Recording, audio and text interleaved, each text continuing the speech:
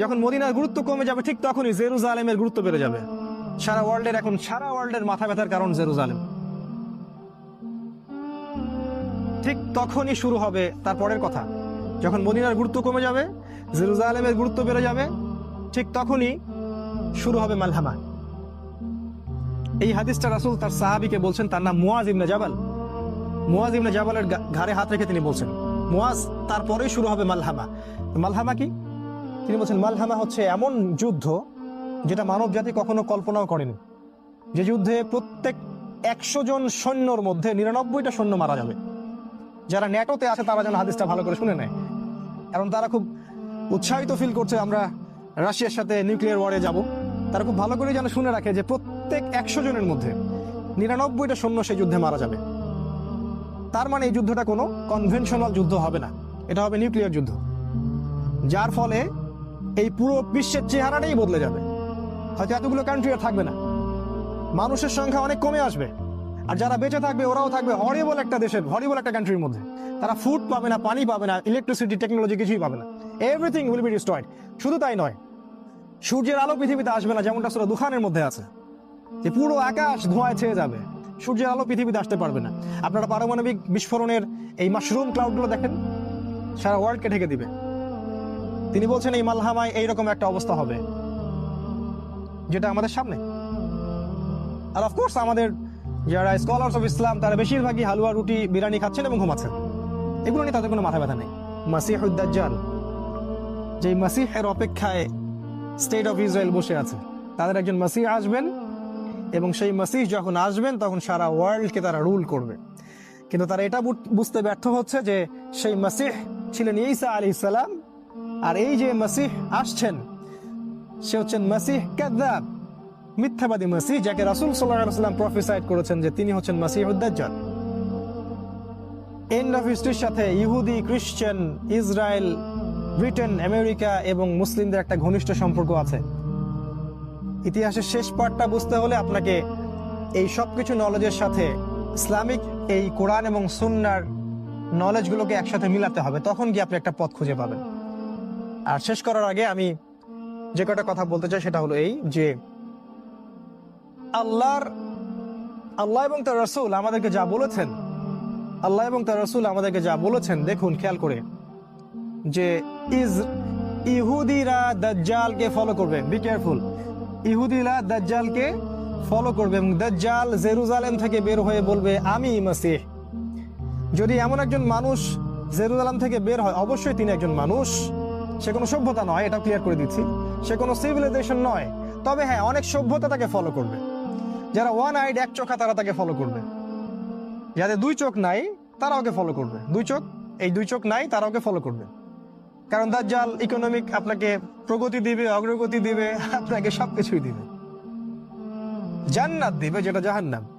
তো জেরুজালেম থেকে একজন বের হয়ে যদি বলে আমি দাজ্জাল, আর ইসরায়েল বা ইহুদিরা যদি সারা ওয়ার্ল্ডকে রুল না করে, তাহলে কোনো ইহুদিও বিশ্বাস করবে না যে সে দাজ্জাল। আমার পয়েন্টটা বোঝার চেষ্টা করেন। যখন ইহুদিরা সারা ওয়ার্ল্ডকে রুল করবে, তারা ওয়ার্ল্ডের রুলিং স্টেটে পরিণত হবে, তখন যদি কেউ বের হয়ে বলে যে আনাল মাসিহ, আমি হচ্ছে দাজ্জাল, তখন তারা তাকে বিশ্বাস করবে। এখন তারা অনেক ব্ল্যাক ম্যাজিকও প্র্যাকটিস করে এবং তারা তার উপাসনাও করে, এবং তারা অপেক্ষায় বসে আছে কখন তিনি আসবেন।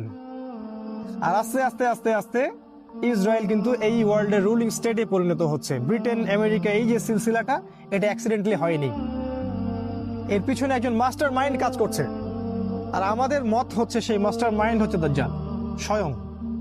সে পুরো ফেসটা তৈরি করে নিয়ে আসছে, এবং তার খুরুজের সময়টা অনেক কাছে, যদিও আমরা এখন হালুয়া, রুটি খাচ্ছি আর ঘুমাচ্ছি। নাও দেন, এখন আমাদের করণীয় কি? যে মালহামার কথা আমি বলেছি, সেই মালহামায় মুসলিমদের একজন নেতা থাকবেন। তিনি বের হবেন মদিনা থেকে, যাকে মক্কায় মানুষ ঘিরে ধরবে এবং তার হাতে বায়াত করবে, যাকে হাদিসে বলা হচ্ছে তিনি আল মাহদি, যার নাম মুহাম্মদ। এবং তিনি 8 বছর বা 9 বছর তিনি মুসলিমদেরকে রুল করবেন। খিলাফা স্টেট কায়েম করবেন, নট সৌদি আহলে সৌদের গভর্নমেন্ট নয়, তিনি খিলাফা স্টেট কায়েম করবেন। খিলাফা স্টেট কি আমি একটু আগে বলেছি, যেখানে আল্লাহর বিধান সুপ্রিম, আল্লাহর অথরিটি সুপ্রিম, যেখানে মানুষের ল চলে না। সেটা কেমন ইসলামিক স্টেট যেখানে খিলাফা নাই? আর খিলাফা স্টেটের অধীনে সমস্ত মানুষের অধিকার স্বতন্ত্র স্বাধীন।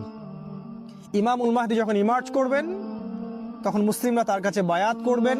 এখানে একটা কথা শুধু বলে রাখবো যে আল্লাহ রসুল বলেছেন, যদি তোমরা তাকে চিনতে পারো, যখন কালো পতাকাধারীরা সেখানে যেতে থাকবে, অফকোর্স কালো পতাকা মানে আইএস নয়, এটা ভুল বুঝবেন না। কালো পতাকাধারীরা যখন তার পিছু নিবে তখন বরফে স্ক্রল করে হলেও তোমরা তার সাথে যোগ দিও।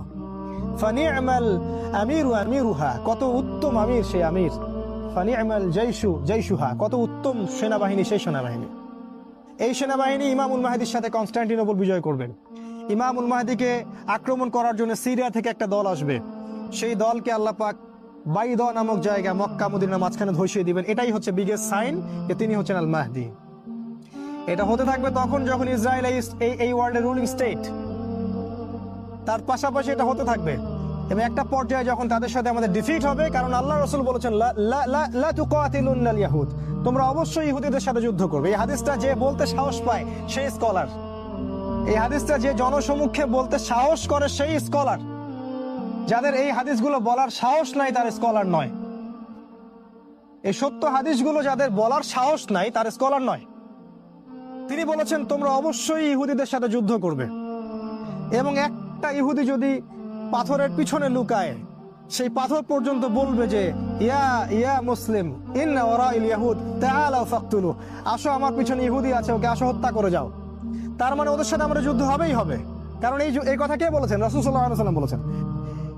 তারপর যখন তারা আমাদেরকে ঘিরে ফেলবেন সিরিয়ায় ইহুদিরা, এবং তাদের লিড দিবে দাজ্জাল, দেন ঈসা আলাইহিস সালাম আকাশ থেকে নামবেন ফেরেশতার ডানায় ভর দিয়ে, এবং তাকে দেখে দাজ্জাল, তার হাতেই দাজ্জালের হত্যা নিহিত আছে।